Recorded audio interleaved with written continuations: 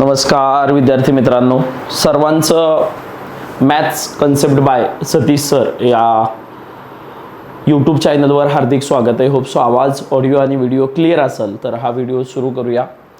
आपला जो काही काल ॲडव्हर्टाइजमेंट आली ग्रुप बी मध्ये आणि आपण तयारीला जोराने लागलो, परत प्रिलिम्सकडे बघायला लागलो. प्रिलिम्सकडे बघत असताना तुम्ही GS बऱ्यापैकी पोरांना येत आहे किंवा मार्क्स येत आहेत, काही जणचं वीक आहे त्या GSकडं. पण मला वाटतं की मेनली फोकस कशाकडे चालला आहे की पुन्हा एकदा गणिताला घ्यायचं आहे बाबा. कळलं का? पुन्हा एकदा गणिताला किंवा मॅथ्सला थोडं घाबरलो आहे आपण. आता त्यामध्ये 51चं मेरिट आलं, त्यामध्ये 20चं गेल्या वेळेचं जर मेरिट बघितलं ग्रुप बीचं तर 51 समथिंग पॉईंट मेरिट आलं. तर आता त्याला क्रॅक करण्यासाठी आपल्याला मॅथ्स, जर ज्यांचं क्रॅक नाही झाली प्रिलिम्स त्यांना मॅथ्सला खूप कमी मार्क असणार आहेत, याची खूप दाट शक्यता आहे. 2026साठी आपल्याला जर मॅथ्समध्ये नीट स्कोअर करायचा असेल तर तुम्ही थंबनेल बघितलास तर 15 मार्क्स हमसास कोणते टॉपिक आहेत, काय आहेत. मी पण काय केलं, रिसर्च केला थोडा, पेपर घेऊन बसलो. 23, 24, 25, 26 ओके, एवढेच पेपर घेऊन बसलो. सगळे घ्यायची पण गरज नाही लागली. मग मी फक्त 24, 25, 24, 25 CB ग्रुप बी, ग्रुप सी ओके, 24चं आणि 25चं ह्यांचं ग्रुप बी आणि ग्रुप सी जर घेऊन बसलो तर मला एक कन्क्लुजन आलं की जे 15 प्रश्न पडतायत ना ते रिपीटेडली त्याच टॉपिकवर पडतायत, पण सोप टॉपिकवर पडतायत. टॉपिक सेमच आहे पण त्याच्या खालचा सब टॉपिक बदलतोय. त्या टॉपिक मधले ह्या मॉडेलवर प्रश्न पडला, ह्या मॉडेलवर प्रश्न पडला, पण टॉपिक सेम आहे. मग ती टॉपिकला क्रॅक करायचं. तुम्ही हे केलंय का? हा व्हिडिओ बघत असाल तर तुम्ही हे कधी केलंय का? किंवा एवढी मायक्रो लेवलमध्ये क्वेश्चन अनालिसिस केलंय का? तर ते आपण बघणार आहोत. हा 20 ते 25 मिनिटं व्हिडिओ चलेल. मला वाटतं की हा व्हिडिओ बघितल्यानंतर तुम्हाला एक समाधान भेटेल की हा बाबा, मला पहिल्यांदा हॉट टॉपिक कोणते ते पहिल्यांदा करायचेत. ओके, चला मग आपण सुरुवात करूया प्रिलिम्सला. ही भरपूर जण हेडिंग देतात, भरपूर जण ह्याच्यामध्ये तुम्हाला वाटत असतं ही हेडिंग बघून आलं की आतमध्ये काय नाही, तेच असतं जे ऐकलेलं असतं भरपूर व्हिडिओजमध्ये. पण मी सांगतो की ह्या व्हिडिओमध्ये इतकं वेगळं होणार आहे, तुम्ही 100% ह्याला सॅटिस्फाय होणार आहे. बघा, मी पहिल्यांदा सांगतो की टॉपिकची नावं मी नाही सांगत. पहिल्यांदा मी बेसिक्सकडे येतो आणि बेसिक्सचे ग्रुप सी प्रिलिम्स 2025चे प्रश्न आणलेत. मी उत्तरं कोणतेच नाही देणार. बेसिक्समध्ये काय येतं मास्तर, ओके. होपसो बोर्ड तुम्हाला नीट दिसत असेल. ओके, थोडीशी ब्राईटनेस कमी करतो. ओके,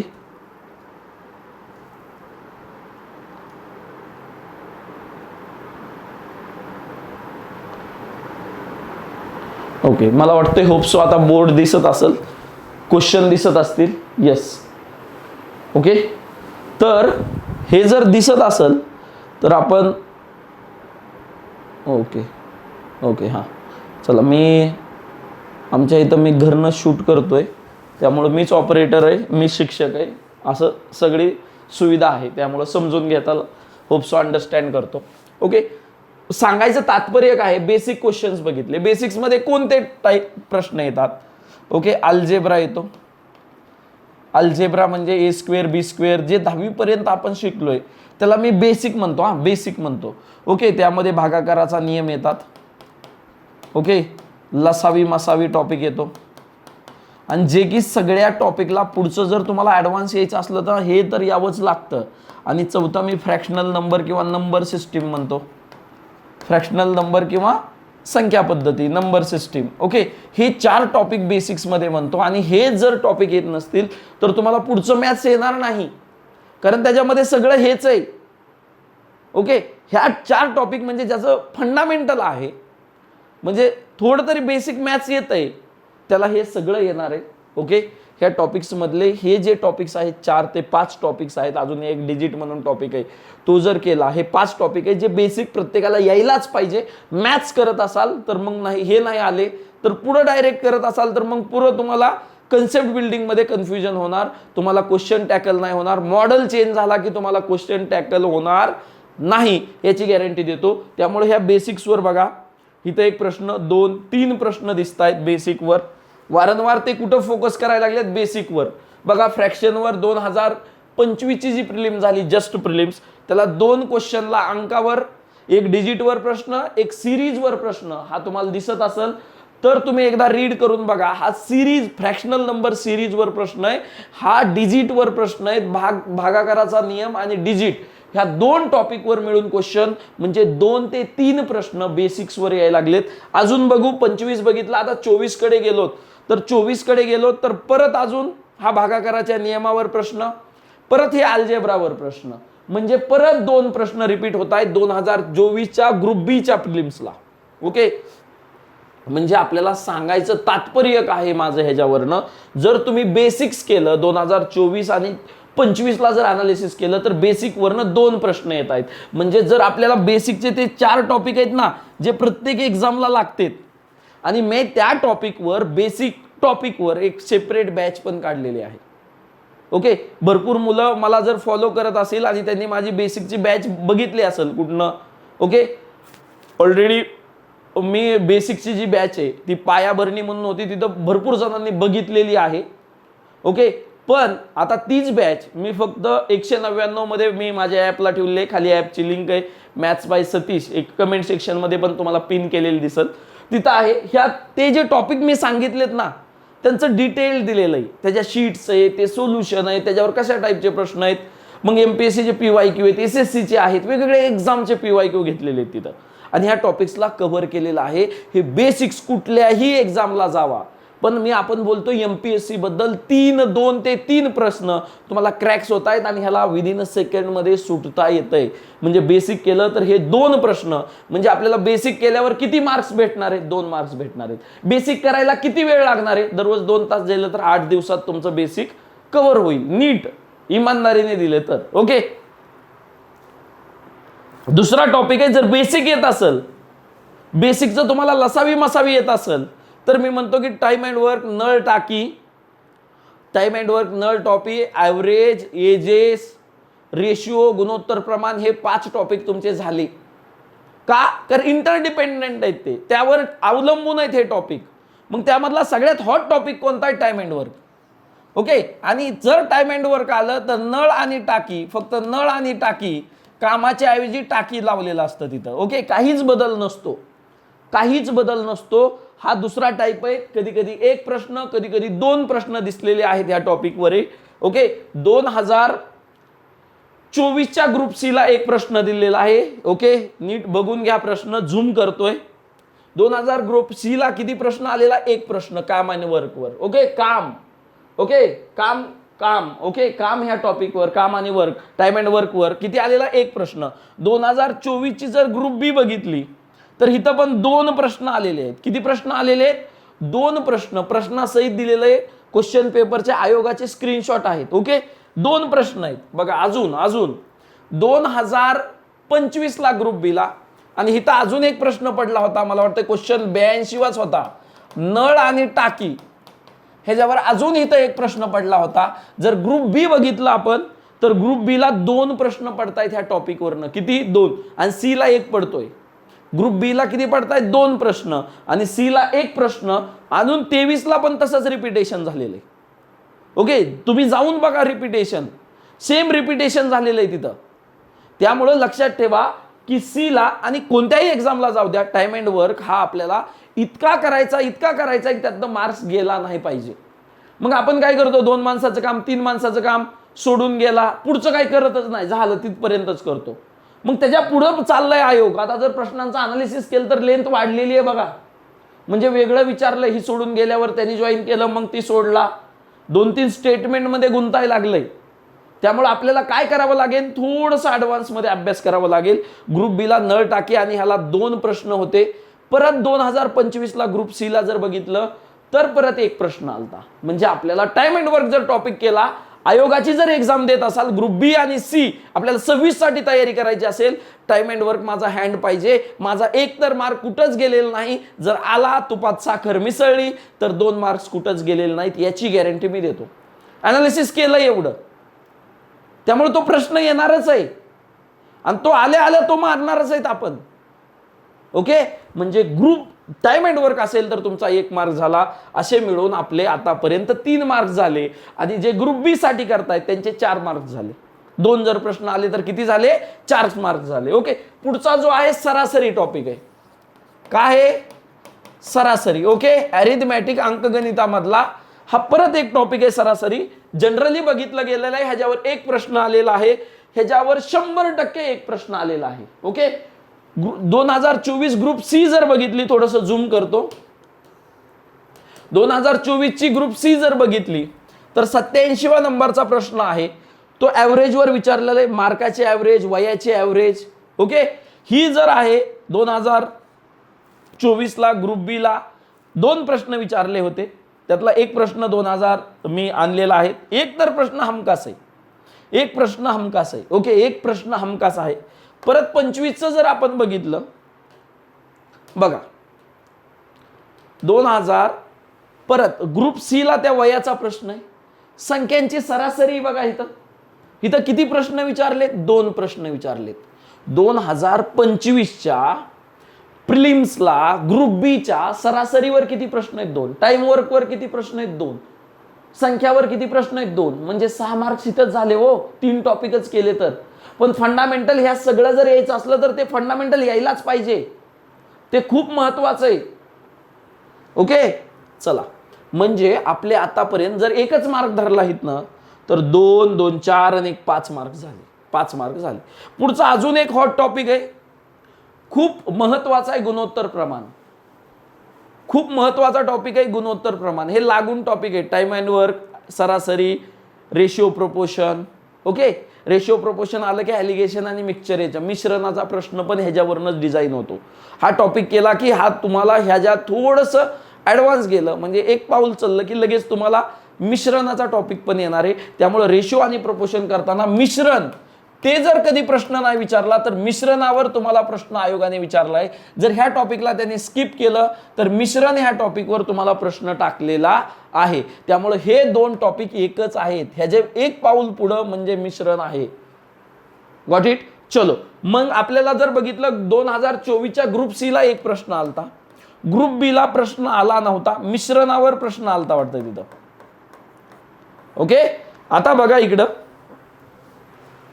जर पुढे गेलात तर परत ग्रुप सी ला कशावर विचारलाय प्रश्न? मिश्रणावर विचारलाय. कशावर?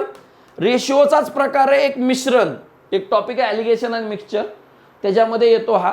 ग्रुप बी च्या जर प्रिलिम्सला बघितला तर 2 संख्यांचा गुणाकार आणि 2 संख्याचे गुणोत्तर, म्हणजे परत गुणोत्तर ह्या टॉपिकवर गेलेला आहे, संख्यांच्या गुणोत्तरावर गेलेला आहे. गॉट इट का? कधी कधी पैशाचं गुणोत्तर पण जातं, एक्सपेंडिचर, तुम्ही कमवले हे इतके टक्के, एवढे टक्के, बरोबर आहे का, ह्यांच्यात विभागले. ओके, म्हणजे रेशिओवर प्रश्न जात आहेत. आपण जर बघितलं तर एक प्रश्न रेशिओवर जातोय. कशावर? एक प्रश्न. परत सगळ्यात हॉट लाईन मी म्हणतो, एमपीएससी करत असाल तर हे 3 टॉपिक आणि ह्या 3 टॉपिक नंतर हे 3 टॉपिक एवढे महत्वाचे आहेत, 6 टॉपिक. त्यातला पहिला टॉपिक, एक 3 टॉपिक मधले कोणते? टाइम अँड वर्क, सरासरी आणि रेशिओ.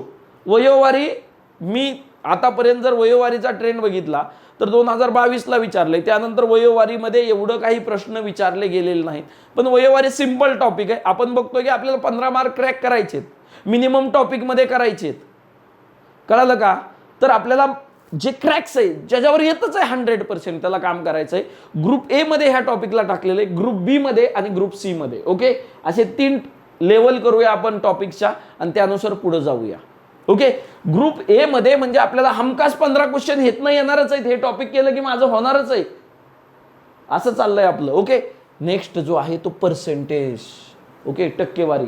आतापर्यंत मिनिमम 2 प्रश्न, जास्तीत जास्त 3 प्रश्न. मिनिमम 2 प्रश्न, जास्तीत जास्त 3 प्रश्न. म्हणजे हा टॉपिक पण हॉटलाईन आहे, सर्वात हॉट.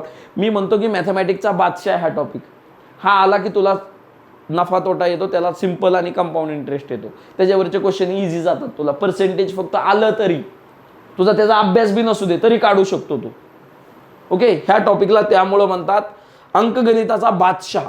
ओके, अरिथमॅटिक मॅथमॅटिक्सचा किंग म्हणून ज्या टॉपिकला ओळखलं जातं, ज्याला हॉटलाईन म्हणलं जातं, तो टॉपिक आहे पर्सेंटेज. ओके, चला, ग्रुप 24 ला जर बघितलं, ग्रुप सी ला प्रिलिम्सला प्रिलिम्सचं मी म्हणतोय, मेन्सचं मी आणलेलं नाही.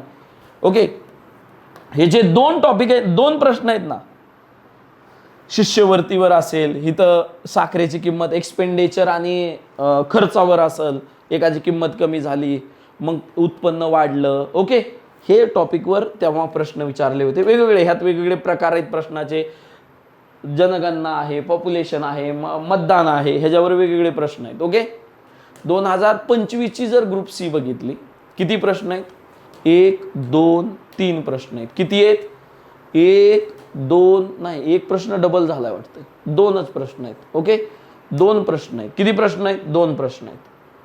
ओके, ग्रुप बी 2025ची जर बघितली, 1 प्रश्न 2 प्रश्न. ओके ओके, हां, ही नळ टाकी मधला आलाय हो, ती नळ टाकी तिथं घेतला नव्हता, इथं 1 प्रश्न आलाय, पण 2 प्रश्न आहेत. ह्याच्या खाली 1 प्रश्न मे बी अडला असेल. ओके, ग्रुप बी, हां हां हां हां, इथं थोडंसं कन्फ्युजन झालंय. ओके, इथं 1 प्रश्न, ही नळ टाकीचा 1 प्रश्न मध्ये आला, आणि हे कुछ तो गडबड व्हाय रे, 2025चं नाही, हे 24चा प्रश्न आहे. ओके ओके, हां, इकडं तिकडं जरा पीपीटी लावताना झालंय, पण मी तुम्हाला सांगतो की हे 2, हां, ही 1 प्रश्न आणि ह्याच्या मागचा 1 प्रश्न, 2 प्रश्न आहेत. माझं सांगायचं मतलब काय, 2 प्रश्न तुम्हाला भेटतील. पीपीटी खालीवर करताना, थोडीशी इमेज टाकताना खालीवर झालंय. ओके, पण मी तुम्हाला 100% तुम्ही जर ही PDF जाऊन बघितली आणि कम्पेअर केले क्वेश्चन आयोगाचे, तर तुम्हाला 2 प्रश्न दिसतील पर्सेंटेज, प्युअर पर्सेंटेजवर. मी त्याच्यावर नफा तोटा आणलेलं नाही. प्युअर नफा तोटा हा टॉपिकवर 1 प्रश्न प्रत्येक ह्यात दिसेल. प्रत्येक ह्यात किती प्रश्न दिसेल? कमीत कमी 1 प्रश्न. 1 प्रश्न 100% दिसेल प्रत्येक प्रिलिम्सच्या एक्झाममध्ये. 22 पासून उचलून घ्या. ओके, 24ला हा पडला होता, अने बीला 10% तोट्याने दिलं, परत नफा कमवला, असा प्रश्न. ग्रुप बी ला पडला होता 2024ला. ओके, 2 मोबाईल विकले, एकाने 20% नफा, एकाने 20% तोटा, हा प्रश्न आलता, दिसत असेल तुम्हाला. परत 25चे पण 1 प्रश्न म्हणजे 100% नफा आणि तोटा. पर्सेंटेज आलं की नफा आणि तोटा येतो मी म्हणतो, नाहीतर तुम्ही नफा आणि तोटा करता आणि मग पर्सेंटेज करता, मग हे चुकीचं आहे. अभ्यास करताना तुम्ही पर्सेंटेजच केलं पाहिजे आणि मगच नफा आणि तोटा केलं पाहिजे, मगच सिंपल आणि कंपाऊंड इंटरेस्ट केलं पाहिजे, सरळ व्याज आणि चक्रवाढ व्याज केलं पाहिजे. ओके, चलो, आता त्यानंतर अजून एक हॉटलाईन मी म्हणतो की हा टॉपिक आहे तो कुणावरही डिपेंडेंट नाही, पण तुम्हाला रेशिओ यायला पाहिजे, तुम्हाला ॲव्हरेज यायला पाहिजे, तुम्हाला सरासरी असते ट्रेनच्या स्पीडची, तुम्हाला गुणोत्तर यायला पाहिजे, तुम्हाला फ्रॅक्शन यायला पाहिजे. म्हणजे जे वरचे टॉपिक आहेत ना ते सगळे आले ना, तर ट्रेन हा टॉपिक खूप सोपा जातो, नाहीतर खूप अवघड पण जातो. खूप सोपा कधी जातो? जे वरचे टॉपिक आहेत, लसावी, सरासरी, गुणोत्तर प्रमाण, बेसिक, फंडामेंटल ज्याचं आहे त्याला ट्रेन किंवा स्पीड टाईम डिस्टन्स, गती वेळ वेग, हा जो टॉपिक आहे तो सोपा जातो. ह्या टॉपिकचा असा आहे की मिनिमम 1 प्रश्न, एका प्रिलिम्सला 2 प्रश्न, एका प्रिलिम्सला 3 प्रश्न. पण ॲव्हरेज जर बघितलं तर 2 प्रश्न येत आहेत, कमीत कमी 1 प्रश्न तर कधीही देऊन जातोय हा टॉपिक. ओके, चला. ओके, 2025ची जर ग्रुप सी ची बघितली, मला वाटतं ही 25ची जर बघितली तर हा प्रश्न आलता. 2024ची ग्रुप सी बघितली तर 1 प्रश्न, 2024ची ग्रुप बी बघितली तर 1 प्रश्न, 2 प्रश्न आलते. ओके, म्हणजे किती प्रश्न झाले? आता जर मी हे अरिथमॅटिक अंकगणिताचे जर टॉपिक आपण बघितले आतापर्यंत, तर अंकगणिताचे आपण टॉपिक बघितलेत, बेसिक बघितलंय, जे की प्रत्येकाला यायलाच पाहिजे, कारण पाया आहे, तो पाया नसेल तर आधीच बिल्डिंग बांधतात तर येणार नाही. ह्याच्यावरनं 2 प्रश्न बघितले. ओके, टाइम अँड वर्कवरनं 1 प्रश्न बघितला, हा बरोबर आहे का? कामकाळ. ओके, त्यानंतर सरासरी हा टॉपिक बघितला, ते आपल्याला हे हॉट टॉपिक आहेत, हे आधी करायचेच. ओके, रेशिओ म्हणजे गुणोत्तर प्रमाण बघितलं, त्याच्यावरनं 1 प्रश्न येतोय असं दिसलं. त्यानंतर 5वा टॉपिक जो बघितला आपण, हे झाले. त्यानंतर 5वा टॉपिक जो बघितला तो आपण बघितला पर्सेंटेज, त्यावरनं 2 प्रश्न येताना दिसत आहेत. त्यानंतर नफा तोटा बघितला, जे हमखास आहेत, बाकीचे टॉपिक तुम्हाला करायचे आहेत पण आधी ह्यांना लय फोकस करायचं आहे, लय म्हणजे लय फोकस करायचं आहे. ओके, नफा तोटा बघितला आणि आपण ट्रेन बघितलं. ट्रेन हा टॉपिक बघितला, 1 2 3 4 5 6 7 टॉपिक बघितले. ह्याच्यावरनं आपण फिक्स केले 8 मार्क्स. किती? 2 3 4 5 5 आणि 2 7 8 9 सॉरी 9 मार्क्स फिक्स केले. किती मार्क्स फिक्स केले? 9 मार्क्स. आणि मी तुम्हाला सांगतो की येणाऱ्या प्रिलिम्सला 8 किंवा 9 मार्क एवढेच टॉपिक देऊन जाणार आहेत, एवढेच टॉपिक देऊन जाणार आहेत अंकगणितामध्ये. मग रिझनिंग आपल्याला करायचंय, रिझनिंग विचारलं जातं 9 मार्काला. किती मार्काला?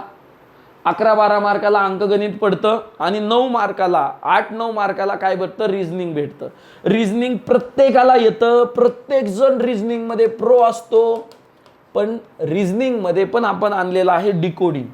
रिझनिंग मध्ये जर तुम्हाला आपण लय मार्क घेत नाही, आपल्याला 15 करायच्यात, रिझनिंग मध्ये 8 विचारले तर 6 सोडवायच्यात आपल्याला. किती सोडवायच्यात? 6. पण ते पण ॲक्युरेट असले पाहिजे, आपल्याला टाइम मध्ये झाले पाहिजे. आपण सध्या 15 मार्काचं टार्गेट धरलेलं आहे, त्यामुळे आपण आता टॉपिकला स्ट्रिक्ट आहे. ओके, मी तुम्हाला सांगतो की गेल्या प्रिलिम्स पासून आकृत्या मोजणे 22ला प्रश्न आहे, 23ला प्रश्न आहे, 24ला प्रश्न आहे, 25ला प्रश्न आहे. 1 मार्क त्रिकोण मोजा, चौकोन मोजा. ओके, त्या ह्याच्यावरचे चौकोन मोजा. कशावरचे? चेसवरचे 8x8, बरोबर आहे का? ते चौकोन मोजा. कधी त्रिकोण मोजा आलतं, परत असंच कप्प कप्प करून स्क्वेअर मध्ये त्रिकोण आलतं. गेल्या वेळेस अशा उभ्या रेषा होत्या, गॉट इट का? त्याचा जर आकृत्या मोजणे हा जर एक प्रश्न करायचा असला तर मी त्रिकोण मोजण्यावर युट्यूबला व्हिडिओ टाकलाय, तो नक्की जाऊन बघा. ह्याच चॅनलवर युट्यूबच्या व्हिडिओज लिस्टमध्ये जेव्हा त्रिकोण मोजणे, त्याच्या बाहेरचा प्रश्न येणार नाही. ओके, आकृत्या मोजणे एकाच ठिकाणी टॉपिक जनरली भेटत नाही, मी आणायचा ट्राय केलेला आहे. आणि चौकोन मोजणे लवकरच व्हिडिओ टाकतो. ओके, त्यानंतर दिशा ज्ञान 100% आतापर्यंत जर अनालिसिस केलं तर एक प्रश्न आलेला आहे. Okay, alphabet series. ओके, म्हणजे अक्षरमाला आणि त्यालाच धरून हे जर आलं तर तुम्हाला कोडिंग डिकोडिंग 100% येणार. ह्या 2 टॉपिक पैकी 1 मार्क किंवा जास्तीत जास्त 2 मार्क आहेत. ओके, त्यानंतर नंबर सिरीज, संख्यामाला. आता तर 2 सिरीज विचारायला लागलेत, पण आपण मिनिमम एकच सिरीज येते असं धरू. किती सिरीज येते? एकच. आणि परत पझल येत आहे बघा, एक तर आकृत्याचं नंबरचं पझल येत आहे किंवा आकृती येते. पझल मध्ये आकृती किंवा नंबर, कळालं का? असा चौकोन करून अंक दिले आहेत, इथं अंक दिला, इथला अंक काय, कळालं का? अशा प्रकारचं किंवा आकृतीचं पझल हा 1 मार्क आहे. बाळांनो, आपल्याला किती मार्क घ्यायचे? 6 मार्क घ्यायचे. 1 2 3 4 5 एवढेच टॉपिक केले तरी तुम्हाला 5-6 मार्क येणार आहेत. अजून एक टॉपिक करा, नातेसंबंध. कोणता करा? नातेसंबंध. आणि बेसिक मधला जर सिम्प्लिफिकेशन तुमचा टॉपिक झालेला असेल तर सिम्प्लिफिकेशनवर पझल विचारलं जातं. प्लसला मायनस समजा, मायनसला प्लस समजा. म्हणजे हितनं अजून रिझनिंग मध्ये बेसिक मध्ये अजून 1 मार्क ऍड होणार आहे. जर रिझनिंग मध्ये तुम्हाला जर पझल आलं, काय आलं? पझल आलं तर 1 मार्क ऍड होणार आहे. प्लसला मायनस समजा, मायनसला प्लस समजा. जरी आपल्याला एवढेच टॉपिक केले तरी आपल्याला किती मार्क्स होत आहेत रे? 15 मार्क्स होत आहेत. मग काय अवघड आहे का? किती टॉपिक करायचे? 1 2 3 4 1 2 3 4 5 6 टॉपिक इकडचे. आणि इकडचे किती टॉपिक? 7 टॉपिक. 7 आणि 7 13 टॉपिक करायचे. पण ह्याला खूप प्रिसाइजली करावं लागणार आहे, कारण आपल्या एवढ्या सिलेबसला स्ट्रिक्ट होतोय तर ह्याला एवढं तोडावं लागेल की ह्यातनं कसलाही प्रश्न आलटून पालटून आला तरी मग मी तुम्हाला सांगतो की तुम्हाला हमखास 15 मार्क येणार आहे. हमखास 15 मार्क येणार आहे. तुम्ही खाली कमेंट लिहा, मला शिव्या द्या, मला काही फरक पडत नाही. मी तुम्हाला 100% गॅरंटी देतो की हे जर एवढं केलं ना, तुम्हाला 100% 15 मार्क पडणार आहेत. किती? 100% 15 मार्क. लय टॉपिक 27-28 टॉपिक करून काहीच भेटणार नाही. त्याचा जो निचोड करून आणलेला आहे ना, हा आयोगाने आणलेला आहे निचोड करून. त्यामुळे आपल्याला ह्या टॉपिकला स्ट्रिक्ट होणं इतकं गरजेचं आहे. आणि आपल्याला हे जर टॉपिक तुम्ही अनालिसिस करून बघा, पेपर उचला आणि पुढे घ्या आणि टॉपिकला टिक करा, तुम्हाला 15 प्रश्न भेटणार. मग तुम्हाला 100% ह्या टॉपिक्सला हे करावं लागेल. मग हे मास्टर टॉपिक कुठनं करायचे, काय करायचं, त्यासाठी जर तुम्हाला काही मदत हवी असेल तर नक्की माझ्या ॲपवर एक all in one batch MPS साठी चालू आहे. ती बॅच 1999ला आहे. त्यामध्ये पर्सेंटेज टॉपिक चालू आहे, त्यानंतर नफा तोटा हे सगळे होतील. पण ती बॅच खूप लेंदी बॅच आहे.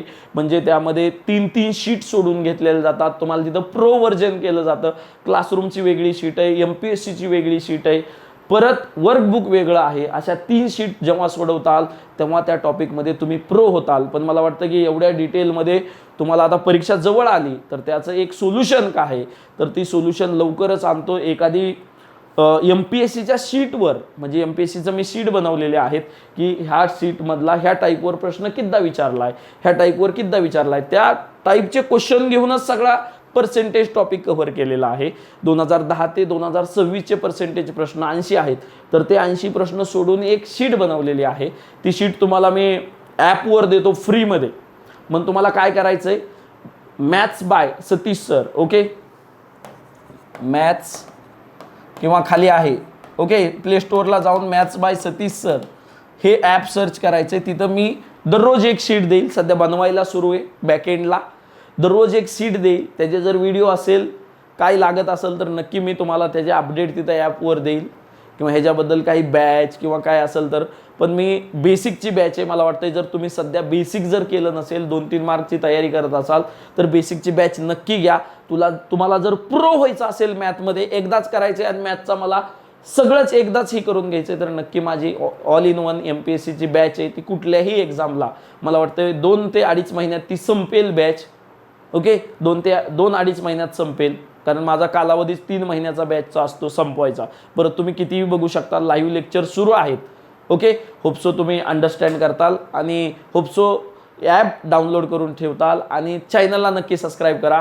व्हिडिओमध्ये काय वेगळं वाटत असेल तर नक्की मला सांगा. काही सजेशन असतील, कोणत्या टॉपिकवर लेक्चर पाहिजे तुम्हाला, खूप अवघड जातोय टॉपिक आणि ह्या टॉपिकला नक्की तुम्ही एकदा क्रक करून टाका, त्याला निचोड करा आणि मग त्याला आपण कसे मार्क येत नाहीत ते बघूया. ही रिझनिंगचे मार्क आहेत, ओके. 4 to 6 मार्क्स जर तुम्हाला मिनिमम घ्यायचे असेल तर हे 6 टॉपिक करा, 100% मार्क्स येतील आणि टाइम स्पीडअप करा, ओके. होप सो आज इथंच थांबूया. Thank you so much.